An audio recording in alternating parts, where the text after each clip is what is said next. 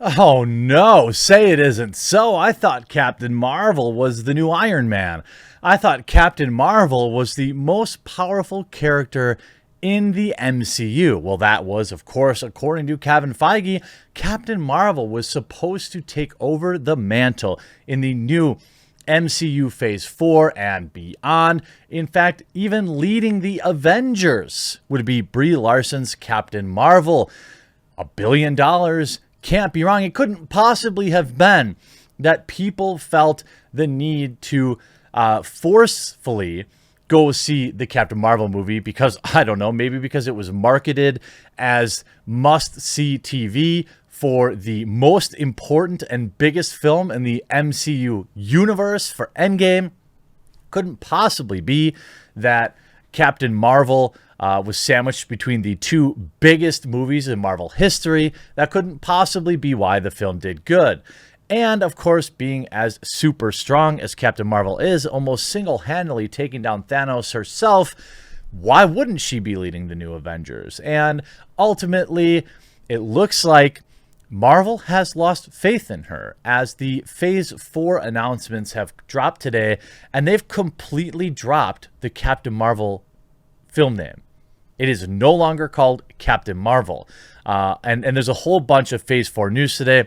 Look, I think that we have Marvel unveiling the first Eternals footage, reveals Black Panther and Captain Marvel sequel titles in Phase 4 sneak peek. I don't think that this can be understated. They are literally not calling the movie Captain Marvel anymore. She is no longer the star of her own movie. This is a character that got her own movie without ever earning it, ever being popular in the comic books, and then it was reduced to about a 90-second on screen time in Endgame. Why? Because people didn't like her character, and now she's not even the star of her own movie. Movies are back, or at least they are for the MCU. Marvel just kickstarted the week with a major sneak peek at Phase 4.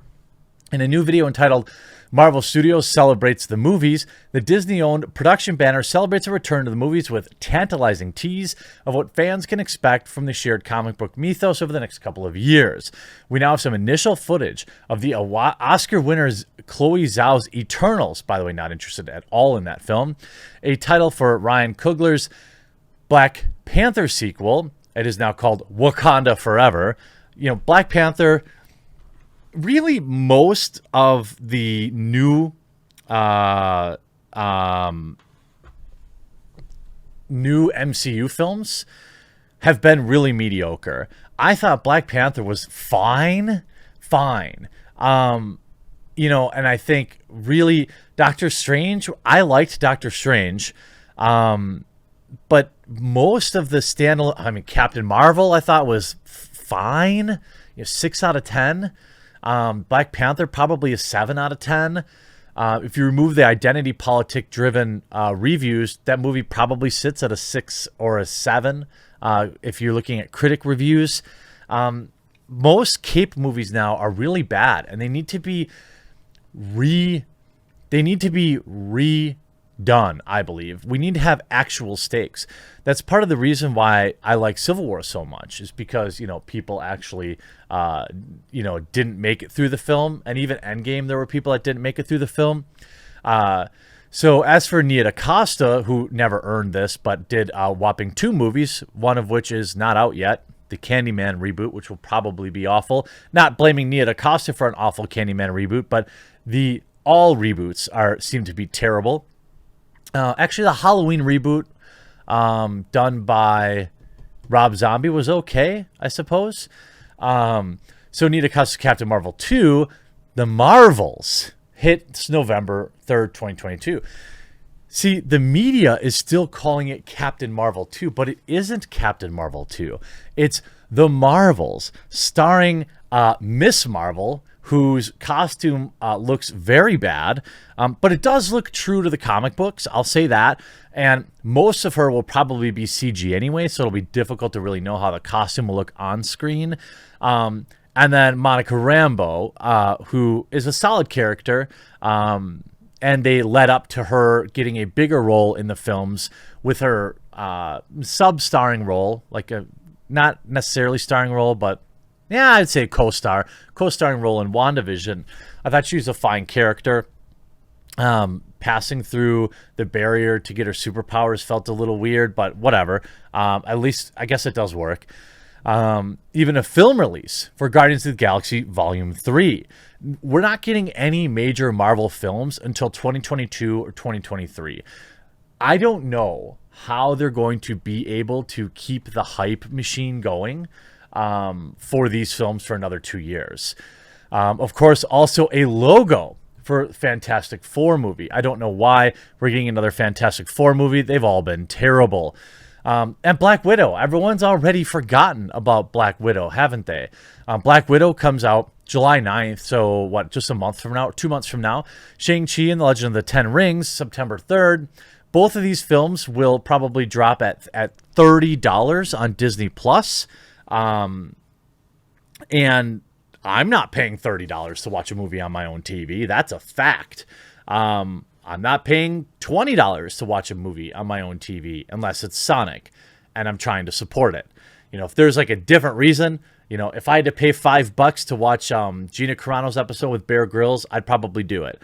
But I really have no interest in, and isn't it fun? Like, I used to be so hyped for Black Widow.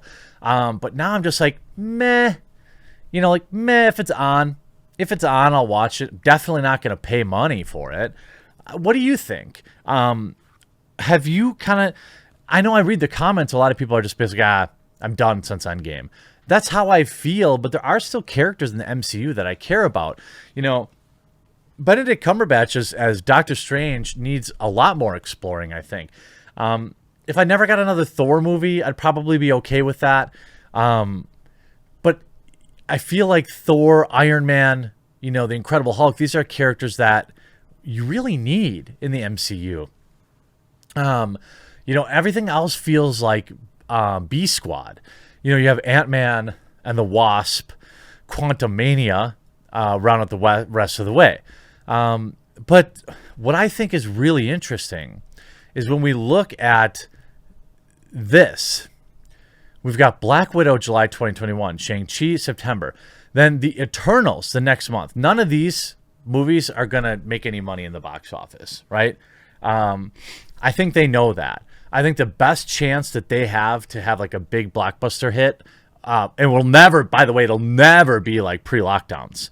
I just don't see that.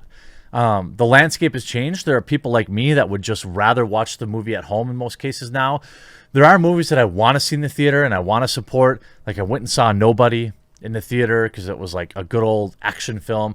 You know, Godzilla vs. Kong would be another example as one that I would brave the weather or the how do I say, the face deity to support it. But Marvel films don't really rank like that for me anymore. Spider-Man No Way Home, again, I've never really loved Tom Holland as Spider-Man. I don't think he's bad. You know, I just always liked Tobey Maguire. Now, obviously, I don't know. To me, I thought Tobey Maguire was the best. But I'm not saying that Tom Holland's terrible. In fact, I watched a movie that he was in with Robert Pattinson where it was like a deep South preacher who was it was actually pretty good. And Tom Holland was the star of that. And I thought he did really good. So then you have Spider-Man, No Way Home. I think that's their first chance at the box office. That's why they push all this stuff to 2022. Then we get Doctor Strange, Thor, Love and Thunder. That's a possible big hit. Lady Thor, Jane Foster. Black Panther, Wakanda Forever. They've positioned as their Hollywood blockbuster. And then The Marvels, November 2022. The Marvels, not Captain Marvel 2, not Captain Marvel, not Captain Marvel Does It Again, not Captain Marvel Does Dallas. The Marvels. Ant-Man and the Wasp, Quantumania, and Guardians of the Galaxy Volume 3. I don't think that this name change can be understated. I mean, you could argue that, okay, they want to put Miss Marvel in like a bigger spotlight for more diversity and stuff.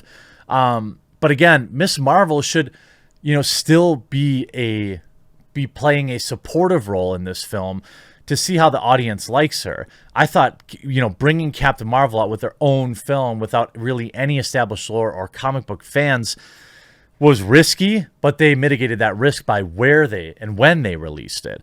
If you went and took I just don't think I don't think anyone's going to see the Eternals. I think just people who have literally nothing to do that weekend. This is a batch of people that are not very popular. Now you could say that DC has pulled this off as well with Shazam. Shazam wasn't exactly a hugely popular character. People knew Shazam, and I thought that was a success. So I could be wrong. The Eternals could do really well, but I think if Black Widow hit the theaters now, it would be like 600 million tops worldwide. Shang-Chi, it's going to depend on the East and, whether or not they like it. Shang-Chi is not a huge character here in the United States. It looks like a solid, fighting movie, kung fu movie. But again, I have no interest in paying money to see that. The Eternals, I have no interest in paying money to see that. Spider-Man, maybe I would see in the theater. It would depend who the villains are. Get me some classic ones. Doctor Strange, I do want to see. Thor: Love and Thunder, not really. Not if it's going to be about Jane Foster, although I like Natalie Portman. And, I think this is Taika Waititi, so it's going to be like another goofy film, like the other Thor movie. I forget. That was kind of polarizing. It seems like they're trying to balance out. These are all kind of goofball, like Ant-Man and Wasp. That's going to be like goofball-y. The Marvels. What do you think about Captain Marvel, the name Captain Marvel getting cut off the title? I think that's a big deal. I'm reaching out to Brie Larson to see if she's okay with that and see what she thinks. I hope you enjoyed this video, though. We'll talk again real soon.